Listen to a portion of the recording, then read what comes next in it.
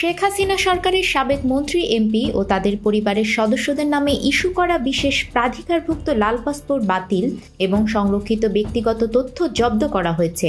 এছাড়া বাতিল পাসপোর্ট ব্যবহার করে তারা যাতে বাংলাদেশ ত্যাগ বা তৃতীয় কোনো দেশ ভ্রমণ করতে না পারেন সে বিষয়ে কঠোর নজরদারির নির্দেশ দিয়েছেন স্বরাষ্ট্র মন্ত্রণালয়। সাবেক মন্ত্রী, এমপি ও তাদের পরিবারের সদস্য মিলিয়ে এ পর্যন্ত 589 জনের পাসপোর্ট বাতিল করা হয়েছে। সংশ্লিষ্টরা বলছেন, এই পদক্ষেপের ফলে শেখ হাসিনা সহ ইতোমধ্যে যারা সীমান্ত অতিক্রম করতে সক্ষম হয়েছেন তাদের পক্ষে বিদেশের মাটিতে নির্বিঘ্নে চলাচল করা কঠিন হয়ে পড়বে। এছাড়া হাতে বৈধ পাসপোর্ট বা স্বীকৃত ভ্রমণ দলিল না থাকায় বন্ধ হবে রাজনৈতিক আশ্রয়ের পথ। সূত্র জানায়, সরকার পতনের পরপরই হাসিনার মন্ত্রী, এমপি ছাড়াও 14 দলীয় জোট নেতাদের পাসপোর্টও বাতিল করা হয়েছে।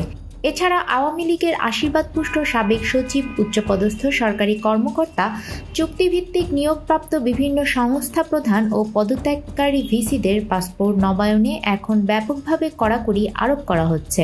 এদের মধ্যে যারা লাল পাসপোর্ট জমা দিয়ে সাধারণ পাসপোর্টের আবেদন করেছেন তাদের ক্ষেত্রে অন্তত 2টি গোয়েন্দা সংস্থার ছাড়পত্র প্রয়োজন হবে। সাবেক মন্ত্রী, এমপিদের পাসপোর্ট বাতিল ও অন্য কোনো দেশ ভ্রমণে কড়াকড়ি আরোপের বিষয়ে 3 সেপ্টেম্বর চিঠি দেয় স্বরাষ্ট্র মন্ত্রণালয়। এতে বলা হয়, দ্বাদশ জাতীয় সংসদ বিলুপ্ত হওয়ায় উদ্ভূত পরিস্থিতিতে উক্ত সংসদের কূটনৈতিক পাসপোর্টের প্রাধিকারভুক্ত সাবেক প্রধানমন্ত্রী, মন্ত্রীবর্গ, প্রতিমন্ত্রীবর্গ, উপমন্ত্রী, চিফ হুইপ, সংসদ সদস্য, স্পিকার, ডেপুটি স্পিকার, বিরোধী দলীয় নেতা, উপনেতা, উপদেষ্টা পদমর্যাদার ব্যক্তিবর্গের অনুকূলে ইস্যুকৃত কূটনৈতিক পাসপোর্ট বাতিল করা হয়েছে। উক্ত বাতিল পাসপোর্ট ব্যবহার করে যাতে কেউ বাংলাদেশ হতে বিদেশে বা বিদেশ হতে তৃতীয় কোনো দেশে ভ্রমণ করতে না পারেন সে লক্ষ্যে প্রয়োজনীয় ব্যবস্থা গ্রহণের জন্য নির্দেশক্রমে অনুরোধ করা হলো। নিউজ ডেস্ক, আমাদের সময়।